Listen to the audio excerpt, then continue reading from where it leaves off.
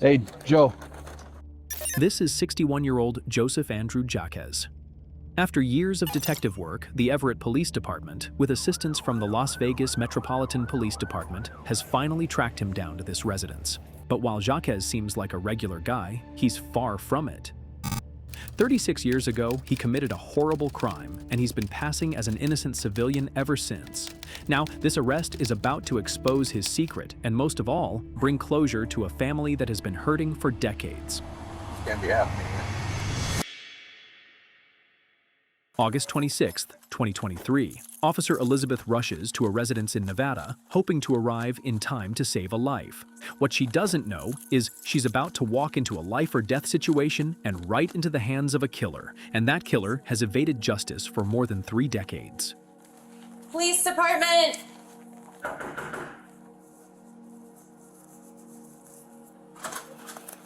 Where is she? Yeah, she's. Where is she?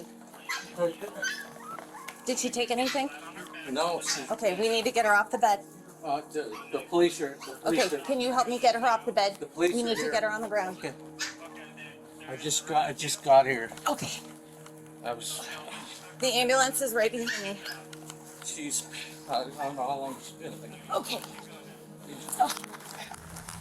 34 years ago, on February 1st, 1989, a woman with a developmental disability named Mary Ann Daniels was found dead in her room in Everett, Washington. Her body was face down on the bed, abandoned after she was strangled with a ligature made from a combination of a bra, a purse strap, and an electrical cord. The man Officer Elizabeth has just met is Joe. Then, in his mid-20s, Joe was Daniel's neighbor, having moved into the same building around the same time as her on January 9th, 1989. And now, many years later, Joe has been found next to an unresponsive woman. As Officer Elizabeth performs CPR on the woman, more officers arrive at the home and begin to help.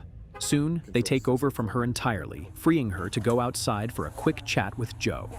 However, right from the start, it's clear it's not going to be easy. Hey, sir. So, my name's Elizabeth. What's your name? Joe. Joe, okay. Joe, I'm just gonna have some questions just because I have to do the paperwork side of things. So the EMTs, the paramedics are working on her right now. Well, they've got her hooked up to everything. They'll be pushing a lot of drugs. We're still doing CPR, okay? We just like to switch out so we're nice and fresh, giving her the best quality of care. What's your wife's name? Michelle. Michelle. Do you need a bottle of water to sit or anything? Joe has barely said a complete sentence since the officer started questioning him. Understanding that Joe might still be in shock, the officer maintains her calm. But as soon as she starts talking, Joe's reaction becomes even more surprising. So they're taking care of Michelle right now. How can we take care of you? Want me to call your brother out? Give me his number, I'll give him a ring.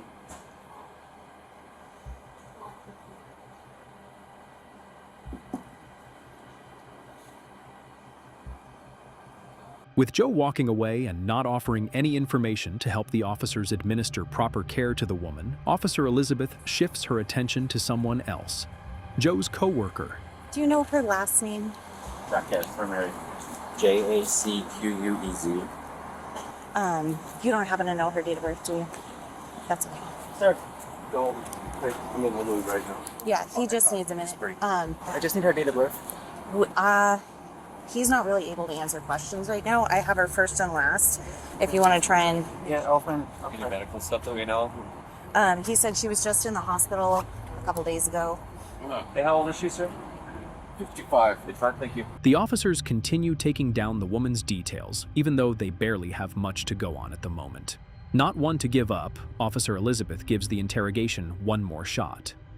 Joe's reaction this time catches her completely off guard. Can you give us her date of birth? 8668. 8668. What's her middle initial? Actual name's Claudia. Her middle initial's Ann. Okay. That's the first time Joe has provided any substantive information to Officer Elizabeth. She now understands that the woman is Claudia Jaquez, although she still has no idea exactly how she's related to Joe. Apart from a misdemeanor reckless driving conviction in King County in 1992, Joe has no violent crime history and no prior sex offense record. In fact, following Daniels' murder in 1989, Joe wasn't even considered a person of interest. But while he thinks he's gotten away with it, investigators have been working the case for 3 years now, and in just 2 years, his DNA will give him away. In the meantime, though, he continues speaking to the officers. Sir, can I just real quick, any medical history, any issues, anything she's been complaining about over the last few She just got out of the hospital like a month ago. for? Genital infection. You remember where the infection was? Anyway, They never told you? Okay, I'm sorry. I'll be back in just a second. her electrolytes have been out of whack for like the last 7 months. Okay. She just got out of ICU a month ago, maybe a month and a half ago. I was talking to her this morning when I went to work. And I came home for lunch, took the dogs out. She was sleeping. Yeah. As far as I know, she was breathing. As Joe keeps talking to the officers, he has no idea that 3 years earlier, in 2020, the Everett police submitted preserved DNA evidence recovered from Daniels' body to Othram, a private forensic lab specializing in forensic genetic genealogy for cold cases. Just a year ago, in 2022, a genetic genealogist built out family trees from the crime scene DNA profile using public genealogy databases. That process determined that he is likely genetically related to the profile. But for now, medical personnel and the officers want to learn more about Claudia, all while unaware of what Joe is truly capable Sorry, of. I apologize. I'm kind of doing 2 jobs at the same time. So, got out a couple weeks ago with an infection. Been about a month. About a month? And the infection, her electrolytes were all blacked out. Okay. Like that in February. Okay, so kind of off and on issues with her electrolytes and, Yeah. and getting infections. Anything else going on? No complaints today about pain anywhere or anything? Difficulty The breathing? whole time we've been here. She's been in She's pain. been retaining water in her legs, her hips, her face. Does she have any history of congestive heart failure or anything? Or no? Any other medical history that she has, though? Chronic medical problems other than this kind of electrolyte imbalance? No. And they've been trying to figure out what's going on with her, and then so I've been coming home 2-3 times a day to check on her, and she was asleep. So I went to dinner and came back after work, and I just walked in and found her. A medical staff member continues pressing Joe about Claudia's situation, wanting to know exactly what state he found her in when he claims to have arrived home. What Joe reveals is disturbing. I looked at her and it was weird because she had spit on her. And I was like, okay, and I shook her and I kept shaking her. I was looking for a heart monitor or something. I couldn't even find that, and that's when I called my. But no real medical issues or anything, huh?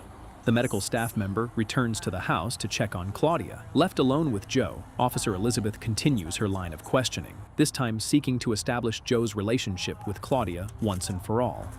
Joe, is Jikez also your last name? Yeah, we've been married. It's a solid relationship. We just had a 30-year anniversary on 7. Is Joe short for Joseph? Yeah. Okay. Was she on any medications? She's on a bunch of different stuff. Okay. Sorry, sir. Another question. Does she have any allergies to medicines? Anything she's allergic to, medicine-wise? He did. Okay. And she's taking meds, but what is she taking the meds for? Or? I'd have to give you a list. Yeah, we've got the med list, but what is she taking them for? 'Cause I'd ask you that. You don't know? This Okay. new doctor's got her so she can go home. Okay. Okay. Sorry about that. At some point, Officer Elizabeth offers to comfort Joe. However, his response catches her completely off guard. Is it helpful if I talk to you, or do you want to? Okay. All right. I'll just hang out.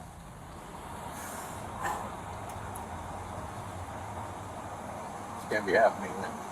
Following the incident, Joe would continue living his life as a free man.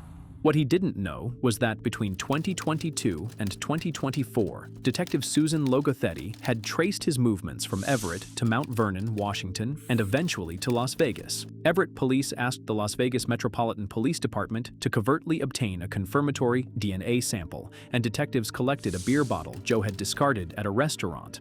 Lab analysis matched that DNA to blood found on the ligatures at the 1989 crime scene, identifying Joe as the source on the actual instrument of Daniels' death.